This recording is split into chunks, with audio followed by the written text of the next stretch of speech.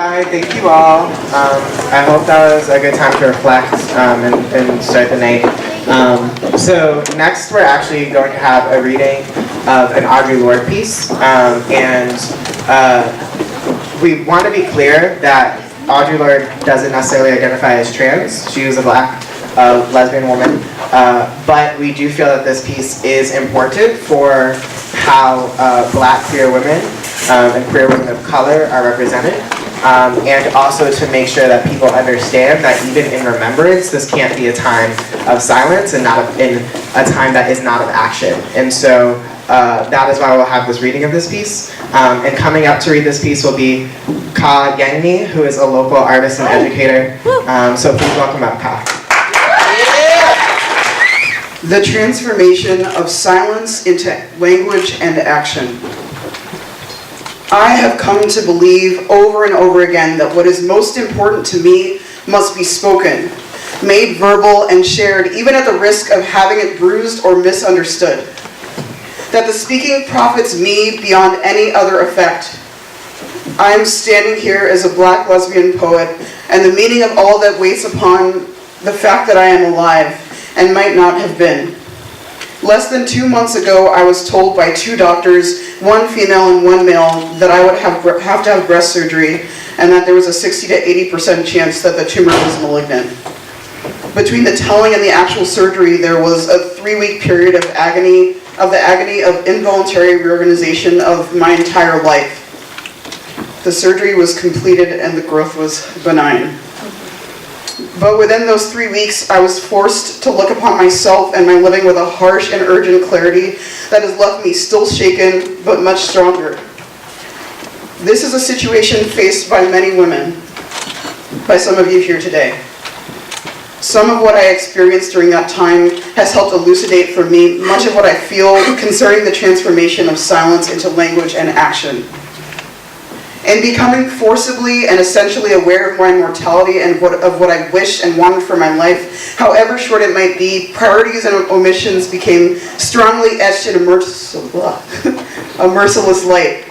And what I most regretted were my silences. Of what had I ever been afraid? To question or to speak, as I believed, could have meant pain or death. But we all hurt in so many different ways all the time, and the pain will either change or end. Death, on the other hand, is the final silence. And that might be coming quickly now. Without regard for whether I had ever spoken what needed to be said, or had only betrayed myself into small silences, while I planned someday to speak or waited for somebody else's words. And I began to recognize the source of power within myself that comes from the knowledge that while it is most desirable not to be afraid, learning to put fear into perspective gave me great strength. I was going to die, if not sooner, then later. Whether or not I had ever even spoken myself, my silences had not protected me. Your silence will not protect you. But for every real word spoken, for every attempt I had ever made to speak those truths for which I am still seeking, I had made contact with other women while we examined the words to fit a world in which we all believed, bridging our differences. And it was the concern and caring of all those women which gave me the strength and enabled me to scrutinize the essentials of my living. The women who sustained me through that period were black and white, old and young, lesbian, bisexual, heterosexual, and we all shared a war against the tyrannies of silence. They all gave me a strength and concern without which I would not have survived intact. Within those weeks of acute fear came the knowledge. Within the war we are all waging with the forces of death, subtle and otherwise, conscious or not, I am not only a casualty, I am also a warrior. What are the words you do not yet have? What do you need to say? What are the tyrannies you swallow day by day and attempt to make your own until you sicken and die of them still in silence? Perhaps for some of you here today, I am the face of one of your fears. Because I am a woman, because I'm black, because I'm a lesbian, because I'm myself. A black woman warrior poet doing my work, come to ask you, are you doing yours? And of course I am afraid, because the transformation of silence into language and action is an act of self-revelation, and that always seems fraught with danger. But my daughter, when I told her of our topic and my difficulty with it, said, "Tell them about how you're never really a whole person if you remain silent. Because there's always that one little piece inside of you that wants to be spoken out, and if you keep ignoring it, it gets madder and madder and hotter, and if you don't speak it out, one day it will just up and punch you in the mouth from the inside." In the cause of silence, each of us draws the face of her own fear. Fear of contempt, of censure, of some judgment, of recognition, of challenge, of annihilation. But most of all, I think, we fear the visibility without which we cannot truly live. Within this country where racial difference creates a constant, if unspoken, distortion of vision, Black women have on one hand always been highly visible, and so on the other hand have been rendered invisible through the depersonalization of racism. Even within the women's movement, we have had to fight, and still do, for that very visibility which also renders us most vulnerable, our Blackness. For to survive in the mouth of this dragon we call America, we have had to learn this first and most vital lesson, that we were never meant to survive. Not as human beings, and neither were most of you here today, Black or not.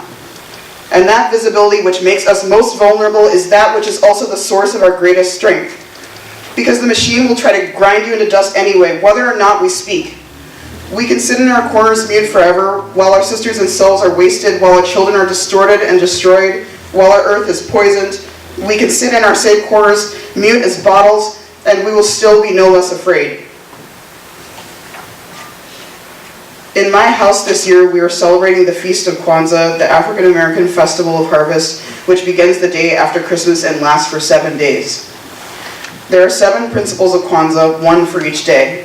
The first principle is umoja, which means unity, the decision to strive for and maintain unity of self and community. The principle for yesterday, the second day, was self-determination. The decision to define ourselves, name ourselves, and speak for ourselves, instead of being defined and spoken for by others. Today is the third day of Kwanzaa, and the principle for today is Ujima. Collective work and responsibility, the decision to build and maintain ourselves and our communities together, and to recognize and solve our problems together. Each of us is here now because in one way or another, we share a commitment to language and to the power of language by which we speak it. For others, it is to share and spread also those words that are meaningful to us. But primarily for us all, it is necessary to teach by living and speaking those truths which we all know beyond understanding. Because in this way alone, we can survive, by taking part in a process of life that is creative and continuing, that is growth. And it is never without fear of visibility, of the harsh light, of scrutiny and perhaps judgment, of pain, of death. But we have lived through all of those things already in silence, except death. And I remind myself all the time now that if I were to have been born mute, or had maintained an oath of silence my whole life long for safety, I would still have suffered, and I would still die. It is very good for establishing perspective.